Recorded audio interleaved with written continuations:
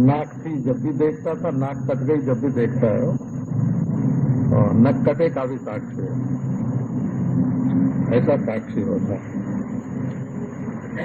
अब उसमें एक दूसरी बात लगी कि साक्षी जो है वो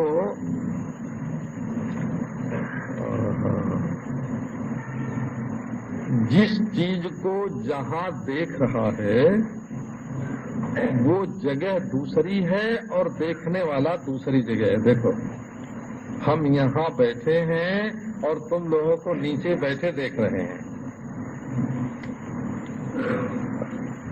तो तुम नीचे बैठ के हमको ऊपर बैठे देख रहे हो, हम ऊपर बैठ के तुमको नीचे बैठे देख रहे हैं, तो साक्षी हुए ना। सब साक्षी, तुम साक्षी, तुम साक्षी, तुम साक्षी, तुम साक्षी, हजार साक्षी, लाख साक्षी, अरब साक्षी। बोले नहीं, हाँ, साक्षी एक है, विभु।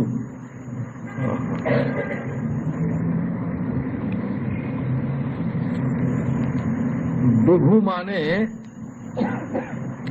विवर्तम भवति, विभवति अस्मात् इति विभु, जिससे सब होता है,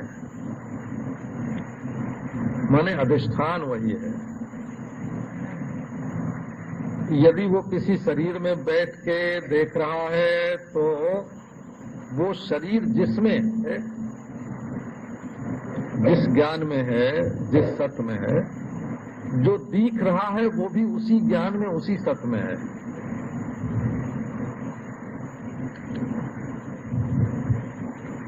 देखो, जैसे हम किसी को देखते हैं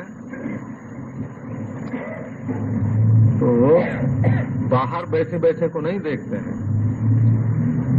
जब वो आंख के रास्ते से दिल के कैमरे में आ जाता है तब हम देखते हैं। या हम आंख के, है ना, आंख के झरोखे से निकल के दिखने वाले के दिल में जाके बैठ जाते हैं तब दिखते हैं। असल में कोई भी दिखेगा तो दिल में आने के बाद दिखेगा। यदि आंख के रास्ते वो चाहे राम हो, चाहे कृष्ण हो, चाहे शिव हो, चाहे ईश्वर हो, चाहे परमेश्वर हो, जब मालूम पड़ेगा तो हमारे कैमरे में प्रतिबिंबित होकर मालूम पड़ेगा। तो देखो, हम आंख बंद करके देख रहे हैं और चाहे खुली आंख से देख रहे हैं, मुरली मनोहर पीतांबरधारी श्याम सुंदर मंद मंद मुस्कुराते हुए हमारे हृदय में नाचते हुए बांसुरी बजा रहे हैं।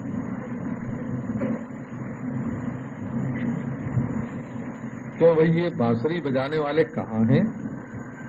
वे हमारे दिल में हैं।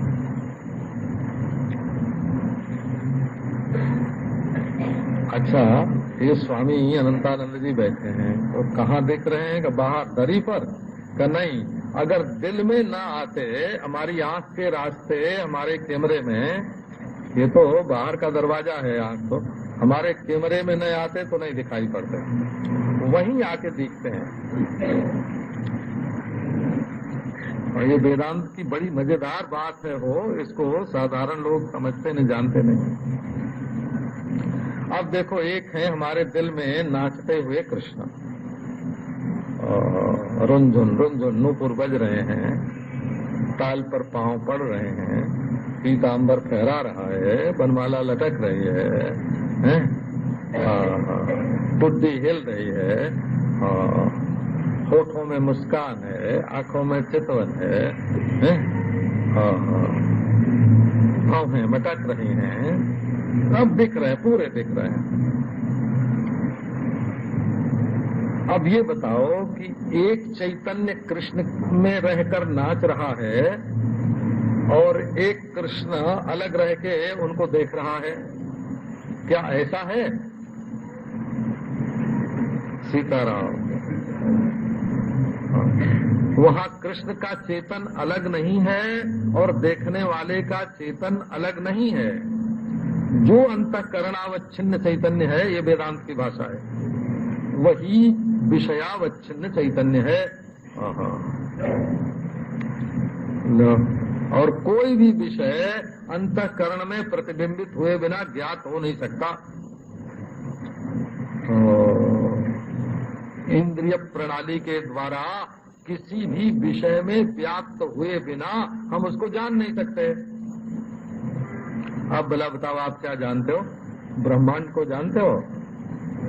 ब्रह्मांड में ब्रह्मा विष्णु महेश को जानते हो? अरे आपकी कल्पना में जो ब्रह्मांड है और उसमें कल्पित जो ब्रह्मा विष्णु है, उनको जान रहे हो। माने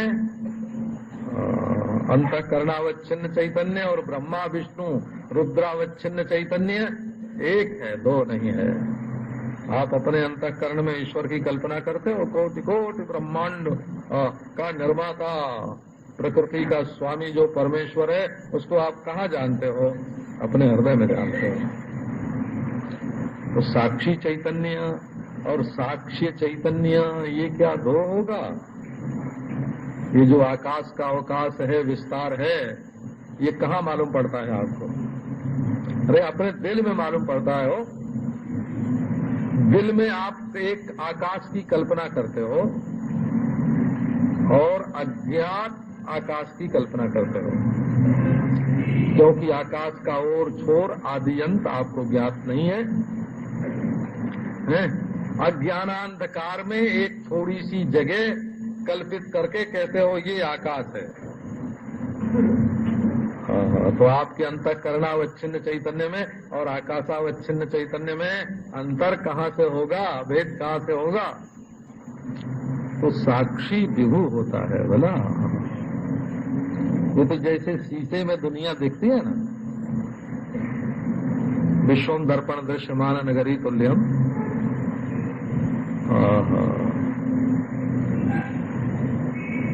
शीशे में एक महल दिख रहा है। अच्छा, तो महल में तो ईंट पत्थर लगे हुए हैं, सीमेंट लगी हुई है, वो शीशे के महल में कुछ ईंट पत्थर चूना है? सीताराम, अच्छा उसकी लंबाई चौड़ाई ऊंचाई शीशे में है क्या? नहीं है। तो कितने वर्ष में वो मकान बना है, जरा उसकी उम्र तो बताइए। वो शीशे में दिखने वाले मकान की न तो मकान बाहर से उसमें घुसा है, बोला बाहर से घुसा नहीं है, हैं? और न उसमें उसकी लंबाई चौड़ाई है, न उम्र है, न वजन है, न शीशे से अलग वो कुछ है। ऐसे ही महाराज आपके अंतःकरण में अपनी समग्र कलाकृति को लिए हुए जो ईश्वर दिखता है, जो कोटि कोटि ब्रह्मा विष्णु महेश दिखते हैं, वो शीशे में दिखने वाले के समान है। आप केवल उनके देखने वाले ही नहीं हैं, बल्कि जिस पर्दे पर वो दिख रहे हैं वो पर्दा भी आप ही हैं, है ना? अधिष्ठान भी आप ही हैं। इसको अधिष्ठान और चेतन को हम अलग भूमि में बैठे हैं, आप अलग भूमि में बैठे हैं। ये जो बाहर मालूम पड़ता है, ये असल में भीतर की नजर से नहीं है।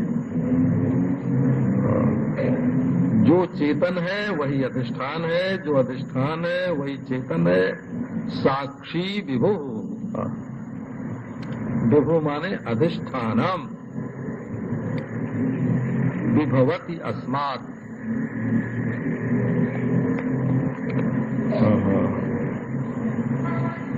देखो दर्शन तो अलग अलग होते हैं ना। न्याय मत में देश भी विभु है, लंबाई चौड़ाई विभु है, और काल भी विभु है। परंतु देश अलग चीज है, काल अलग चीज है। आपके ध्यान में होगा ना, काल अलग, देश अलग।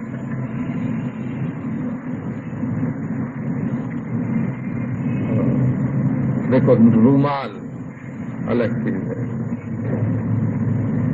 इसको कितनी देर मैंने मुट्ठी में रखा, ये क्या है? काल है। छोड़ दिया, काल है। लेकिन मुट्ठी ऊपर थी और अब रूमाल नीचे चली गई ना, तो ये देश है। तो रूमाल द्रव्य है और इसको पकड़ना छोड़ना क्रिया है, और पकड़ना छोड़ने का काल है और स्थान है। तो स्थान को बोलते हैं देश, उसमें लंबाई चौड़ाई होती है, और काल को बोलते हैं क्रम, उसमें पहले और पीछे होता है। और आकाश में होती है व्यापकता, आकाश में वायु, वायु में तेज, तेज में जल, जल में पृथ्वी, पृथ्वी में ये सब। तो आकाश भी विभू है, देश भी विभू है, काल भी विभू है। अब जरा देखो, इन सबको अंतःकरण में देखने वाला चेतन स्वरूप,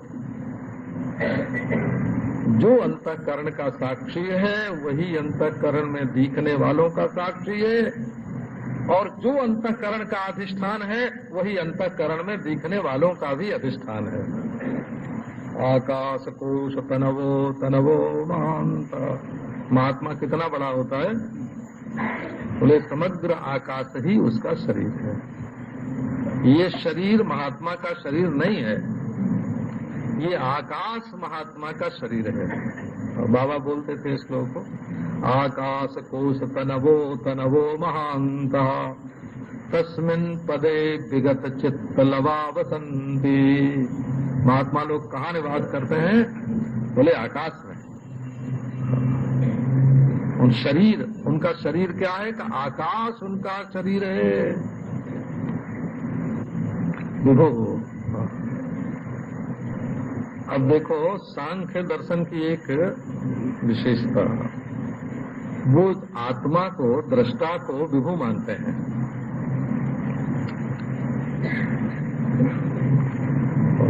सांख्य मत में आत्मा विभु है,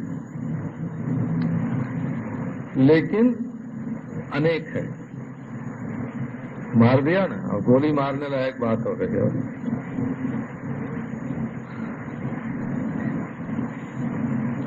अब डॉक्टर लोग गोली मारते हैं पेट में, और सैनिक लोग गोली मारते हैं, बाहर निशाना लगाते हैं, और दार्शनिक लोग युक्ति की, तर्क की गोली मारते हैं। विभु भी हो और अनेक भी हो,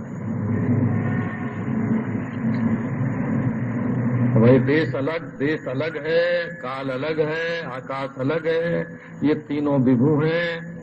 कारणत्वेन विभु है आकाश, है ना, निराकारत्वेन विभु है आकाश, और लंबाई चौड़ाई के आधार रूप से देश, और उम्र के आधार के रूप में काल, सब विभु हैं।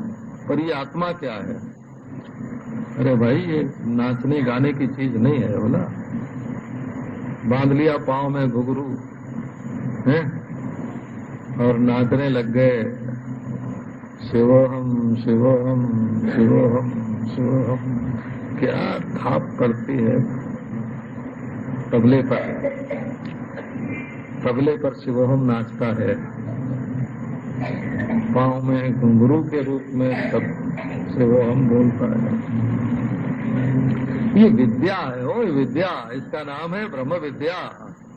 ये मनोरंजन नहीं है, इसका नाम है ब्रह्म विद्या।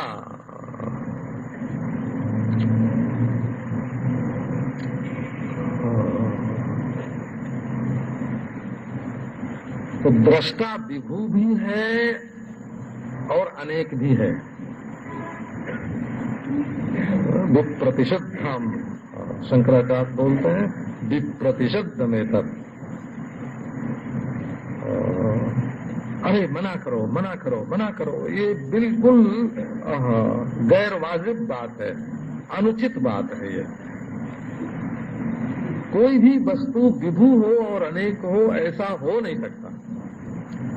तो देश काल आकाश तो वस्तु नहीं है, वो तो ठीक है, वो तो मानसिक है, परंतु दृष्टा तो मानसिक नहीं है ना, इसको अनेक क्यों मानते हो?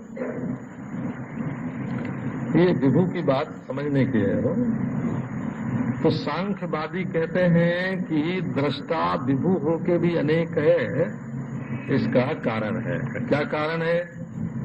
कि सबके जन्म अलग अलग होते हैं, सबकी मौत अलग अलग होती है? सबकी प्रवृत्ति निवृत्ति अलग अलग होती है, सबके अंतःकरण अलग अलग होते हैं, इंद्रियां अलग अलग होती हैं। सिर पीट लिया क्यों? भाई शरीर का जन्म मरण होता है, दृष्टा का जन्म मरण थोड़ी होता है। तो शरीर का जन्म मरण होवे और उससे दृष्टा अनेक हो जाए, ये कोई युक्ति है? शरीर पैदा अलग अलग पैदा हुए ठीक है, अलग अलग मरे ठीक है, लेकिन अब उसमें दृष्टा अलग होने का क्या कारण है? दृष्टा न जन्मा न मरा। अच्छा, सबके अंतःकरण अलग अलग हैं, तो हमें सारे अलग अलग, क्या बात है? अंतःकरण के अलग होने से दृष्टा क्यों अलग होगा? तो भाई सबकी प्रवृत्ति निवृत्ति, दृष्टा अलग अलग नहीं हो सकता।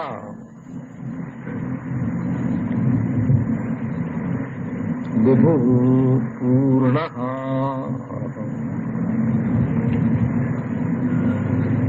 पहले एक शब्द की बात आपको सुनाते हैं।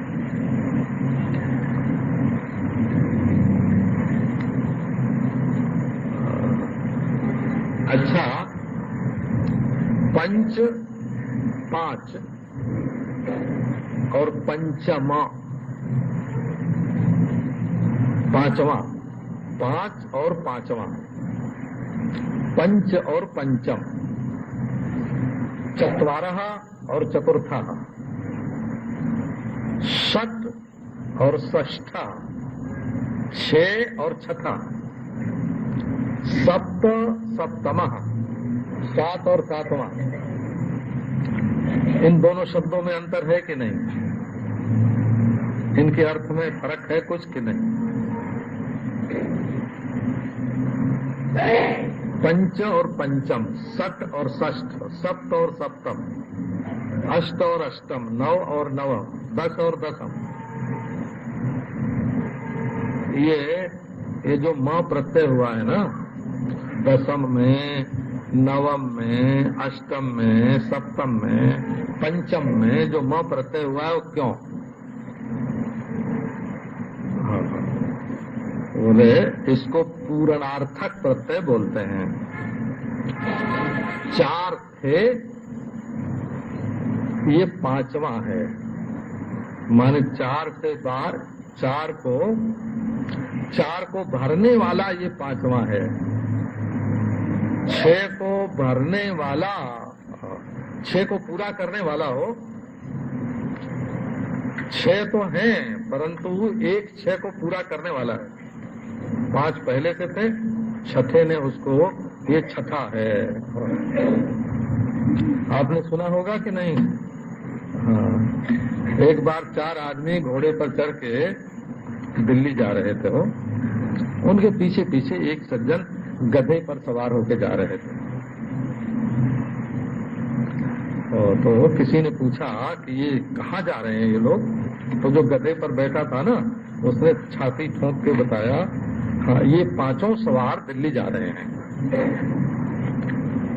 माने घोड़े वालों के साथ उसने अपने गधे को भी मिला दिया हो। तो एक होता है पूर्ण, और माने पूर्ण करने वाला, और एक होता है पूर्ण। तो ये जो पूर्ण है, ये किसी को पूर्ण करने वाला नहीं है, स्वयं पूर्ण है। पूर्ण और पूर्ण संस्कृत में दो शब्द हैं। वो ये किसी को भरने वाला नहीं है, स्वयं भरपूर है। पूर्ण का अर्थ हुआ स्वयं भरपूर है, किसी दूसरे को भरने वाला नहीं है। लो पूर्ण। जैसे देखो, किसी ने कहा कि रस्सी ने सांप को भर दिया है, और बोले नहीं बाबा, रस्सी परिपूर्ण है, इसमें सांप की पूंछ, की सांप का मुंह, की सांप की आंख, की सांप का पेट है, इनका पूर्ण नहीं है रज्जू, रज्जू ही परिपूर्ण है। हो पूर्ण। सबको सत्ता स्फूर्ति दे,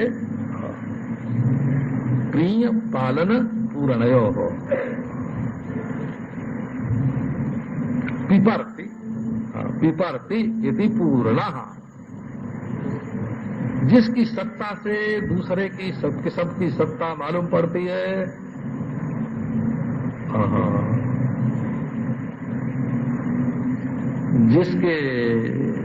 जिसकी चमक में दूसरे मालूम पड़ते हैं, जिसकी प्रियता सब में भासती है। आप बड़े अद्भुत हैं। आप अपने आप पर कभी ध्यान दीजिए, जब आपको क्रोध आता है तो क्या होता है?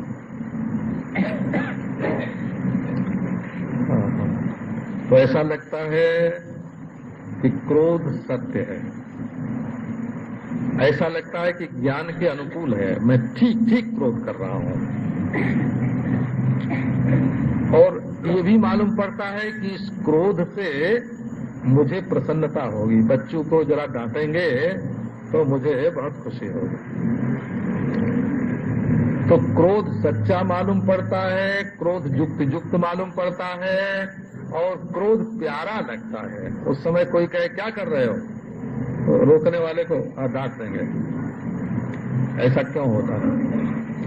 ऐसा होता है कि आप अपनी जगह न बैठ के क्रोध में बैठ गए, तो क्रोध तो थोड़ी देर के लिए आया और सच्चा कहाँ है, फिर चला जाएगा है?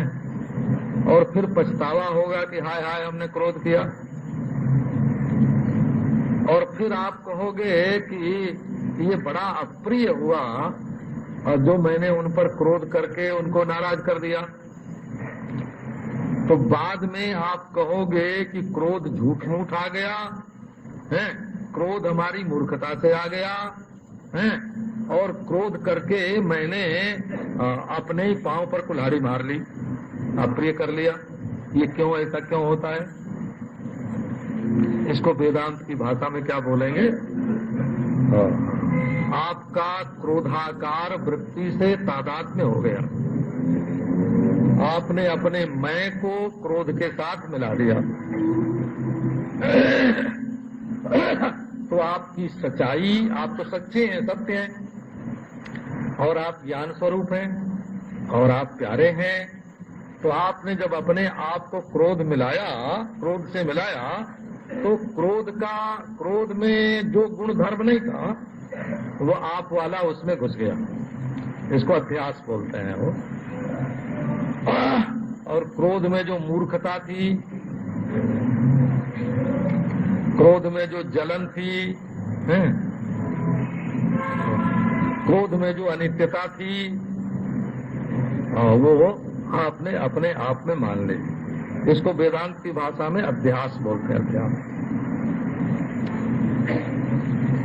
जिस समय आप अपने को जिस किसी चीज से मिला देते हैं, वही आपको सच्ची लगने लगती है, उसी में अकलमंदी मालूम पड़ती है,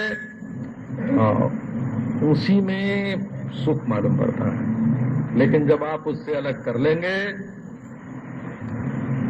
तब देखेंगे कि वो तो एक खोखला पोल पट्टी है, एक झूठी चीज थी, एक मूर्खता थी, एक अपने पांव पर कुल्हाड़ी मारना था जब आप क्रोध से मिल गए थे। ये दुनिया में बिल्कुल यही होता है। जब आप मस्जिद से मिलते हैं तो मंदिर बुरा लगता है, जब आप मंदिर से मिलते हैं तो मस्जिद बुरी लगती है। जब सफेद टोपी से मिलते हैं तब लाल टोपी बुरी लगती है, जब लाल टोपी से मिलते हैं तो सफेद टोपी। हाँ, जब खड़े चंदन से मिलते हैं तब आड़ा बुरा लगता है, जब आड़े चंदन से मिलते हैं तो खड़ा बुरा लगता है। इसी का नाम है तादात्म्याध्यास वेदांत में। इसी का नाम है तादात्म्याध्यास। आपने कहीं न कहीं अपने को मिला दिया, कहीं न कहीं अपने को खो दिया, कहीं न कहीं अपने को मिला दिया, कहीं न कहीं अपने को खो दिया, अपने आप को भूल गए और दूसरे की याद में।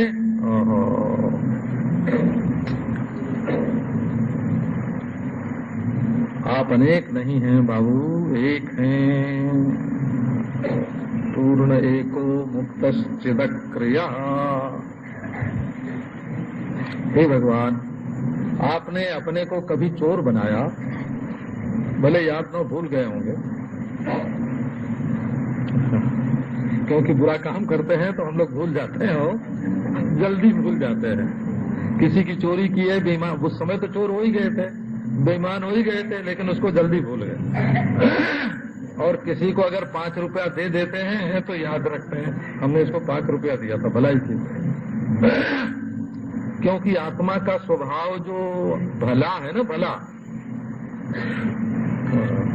देखो, किसी सत्संगी से पूछें कि तुम सो रहे हो क्या, तो सो रहा होगा तब भी कहेगा ना ना, तन जाएगा वो।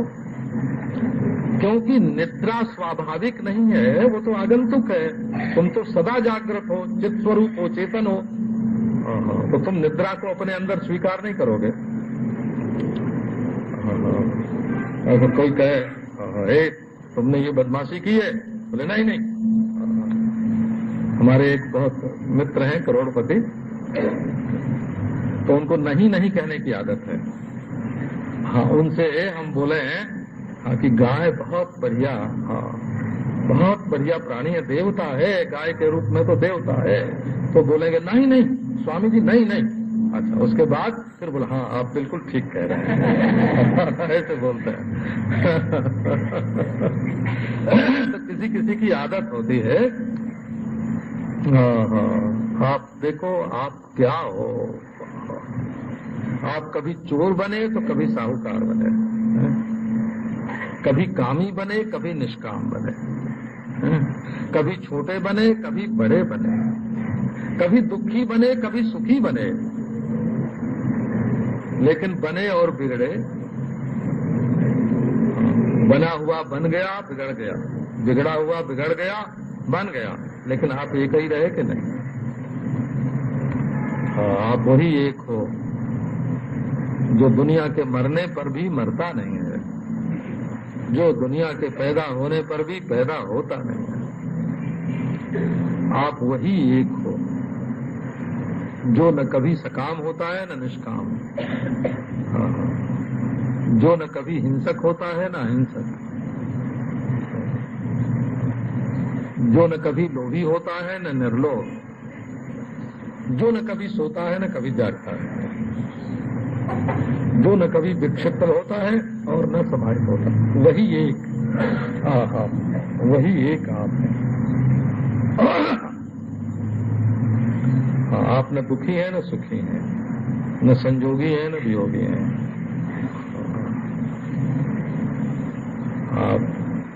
आप ज्यों के त्यों हैं, मानी मानी बंधन में आए हो।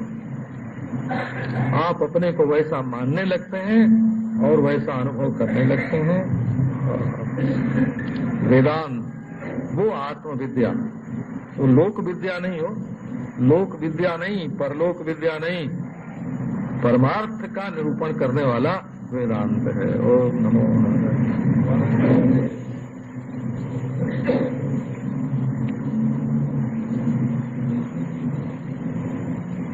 नारायण शब्द का अर्थ है मनुष्य में भगवान।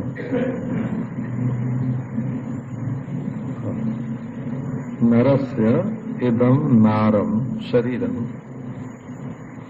जो नर का शरीर है उसको कहेंगे नार।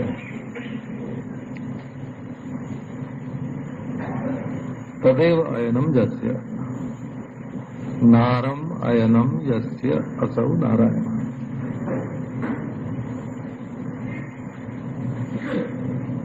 भगवान मनुष्य के शरीर में रहता है।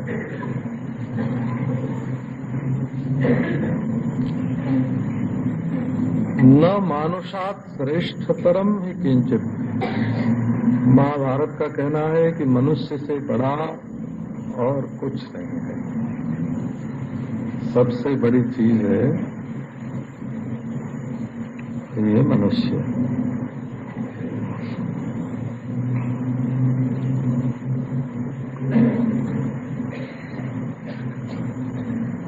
अच्छा,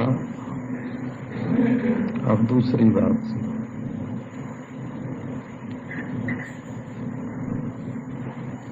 जितना आपकी समझ में पहले से बैठा हुआ है वो तो है ही। आप तो उसके राजा हैं, धनी हैं। आपकी तिजोरी में जितना माल है वो बहुत बढ़िया। परंतु कमाई का तो अर्थ ये होता है ना कि जो अपने घर में नहीं है, तिजोरी में नहीं है, वो लेके आवे, तब तो कमाई होती है ना। तो जितनी बात आपकी समझ में पहले से बैठी हुई है वो तो है। कथा, वार्ता, प्रवचन, सत्संग का मतलब ये होना चाहिए कि जो अभी तक आपको नहीं मालूम है वो भी मालूम पड़ जाए, आपके ज्ञान का खजाना बढ़े।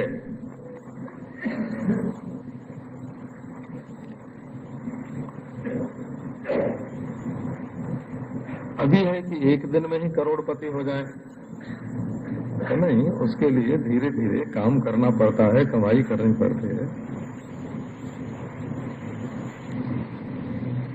तो थोड़ा सत्संग, थोड़ा प्रवचन, थोड़ा स्वाध्याय, थोड़ा चिंतन रोज करते रहना चाहिए।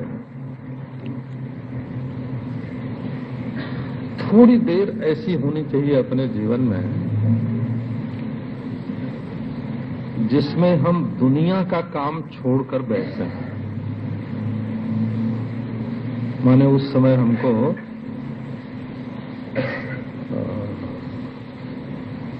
न दुकान का काम है, न मकान का काम है, न झाड़ू लगाने का काम है, न रुपए पैसे की चिंता है।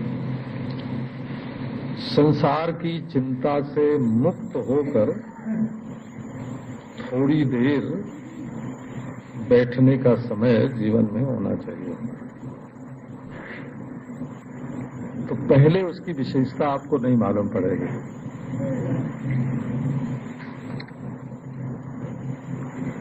परंतु बाद में उस खाली समय में वे हीरे, वे मोती, वो मणिमाणिक्य आपको सूझने लगेंगे जो वैसे दिखाई नहीं पड़ते हैं। बस अब ये संसार के चिंतन का समय नहीं है, भगवान के चिंतन का समय है। तो आप खाली न बैठ सकें तो जप करें। वो संसार का काम नहीं है। उसमें आपके मन में नई नई बातें आवेंगी। जप करना संसार का काम नहीं है। वो तो जिस परिपूर्ण परमेश्वर का आप नाम लेते हैं उसको निरावरण करने की युक्ति है।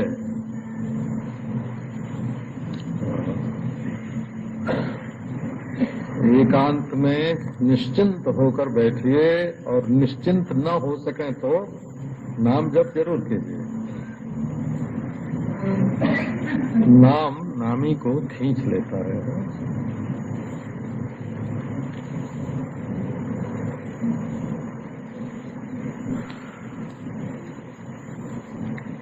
आओ,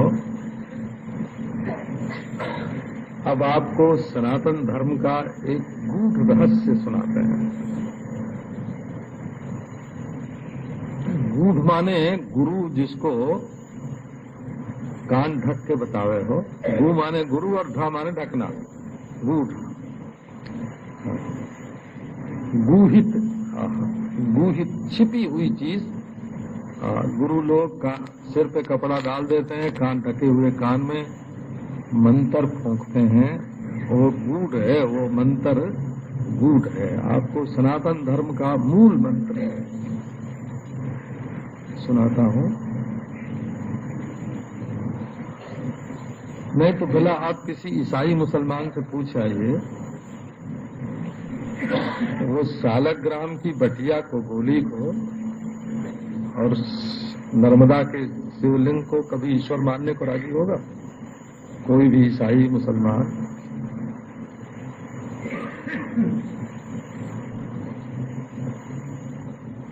अच्छा, पति परमेश्वर है, इस बात को कोई मानने को तैयार होगा? जो पाश्चात्य संस्कार से संस्कृत होगा वो मानने को तैयार होगा? माता पिता परमेश्वर हैं, ये मानने को कोई तैयार होगा? अरे जन्म हुआ, अमुक सन में जन्म हुआ, अमुक सन में मर गए।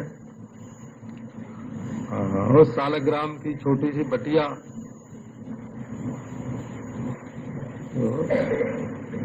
ईश्वर का रहस्य अत्यंत निगूढ़ होता है।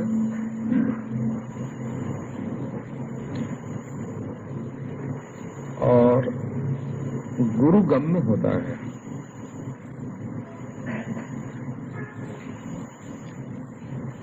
ये नहीं कि अपने मन से चाहे जो उटपटांग सोच के बैठा लिया,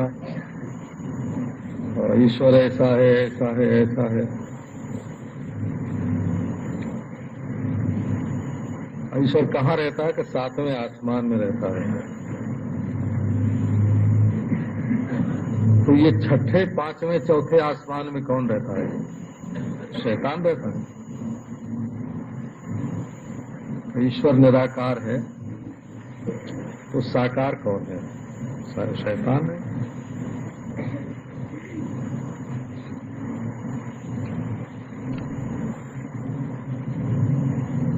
ये बात बस, जब तक आप वेदांत का रहस्य नहीं समझोगे तब तक ये दिमाग में बात लड़ती रहेगी कि ये ईश्वर है, ये नहीं है, ये ईश्वर नहीं है, ये ईश्वर है, ये ईश्वर है, ये नहीं है। ये दिमाग में जब तक ये लड़ाई बनी हुई है तब तक आप समझ लेना कि आप ईश्वर के बारे में अभी कुछ नहीं जानते हैं, रास्ते में है कि नहीं है, इसमें भी शंका है। रास्ते में है कि नहीं है, इसमें भी शंका है।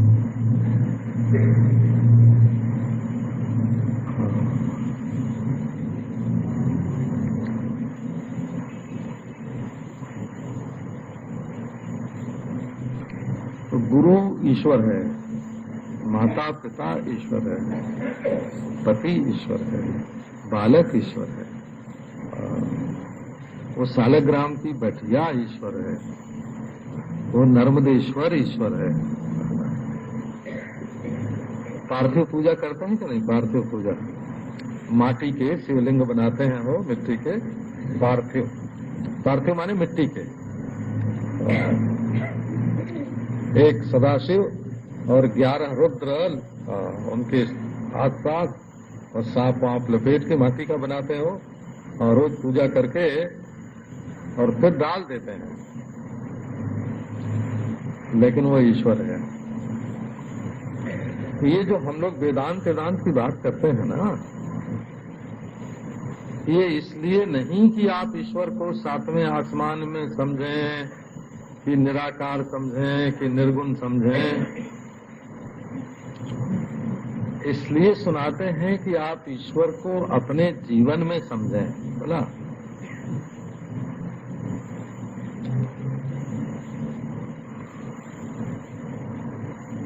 हमारे पति तो ईश्वर है ही, पत्नी भी ईश्वर है।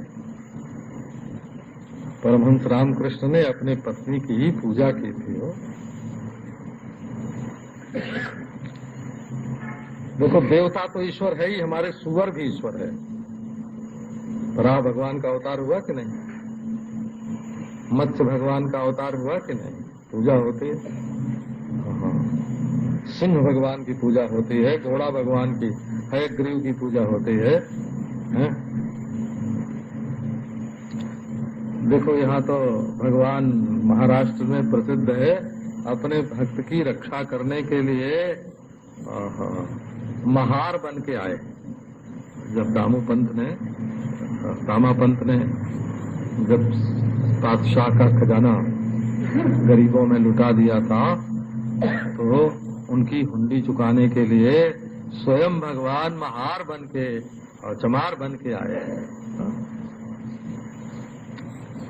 और नामदेव ने कुत्ते को रोटी खिलाई, कुत्ते में से प्रकट हो गए हो। गधे को पानी पिलाया तो गधे में से प्रकट हो गए। आप उस ईश्वर की ओर ध्यान दो। कहो कि अरे वेदांत की बात बड़ी ऊंची है, कहाँ गप हाँकने के लिए बहुत ऊंची है, दिमागी कसरत करने के लिए ऊंची है, बात करने के लिए ऊंची है। उसका जो अभिप्राय है सो समझो। ईश्वर के सिवाय कुछ नहीं है माने क्या? सब कुछ ईश्वर है, यही उसका अर्थ होता है। नीलिमा आकाश नहीं है, ये विवेक करने के लिए ठीक है, परंतु आकाश ही नीलिमा है। ये नीलिमा आकाश से जुदा नहीं है। तभी आपको सोवत बैठक पड़े उताने, कहे कबीर हम वही ठिकाने। सर्वात्म बोध हो गई तब, जब आपको ब्रह्मात्म बोध होगा तब सर्वात्म बोध हो जाएगा। ये दुनिया के सब मजहबों से विलक्षण है। ये न बौद्ध है, न जैन है, न ईसाई है, न मुसलमान है, न यहूदी है, न पारसी है, न आर्य समाजी है, न ब्रह्म समाजी है। ये है सनातन धर्म का निगूढ़ रहस्य। नहीं तो सबके गुरु अलग अलग भगवान कैसे होंगे बताओ? है कोई इसकी जुक्ति? सब पति अलग अलग परमेश्वर कैसे होंगे? सब माता पिता अलग अलग परमेश्वर कैसे होंगे? है इसकी कोई जुक्ति? बस मछली, कछुआ, सुअर, घोड़ा, शेर, ब्राह्मण, क्षत्रिय, वैश्य, शूद्र, ये भगवान के रूप कैसे होंगे?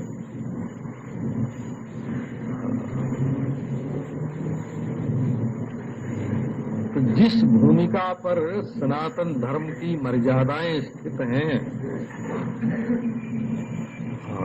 उनका मूल क्या है? उनका मूल है पूर्णः।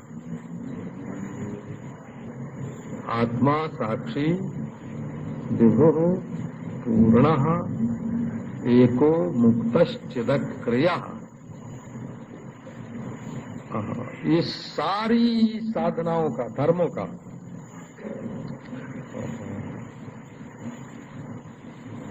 देखो, हमने तो भाई पूजा करवाई है बोला।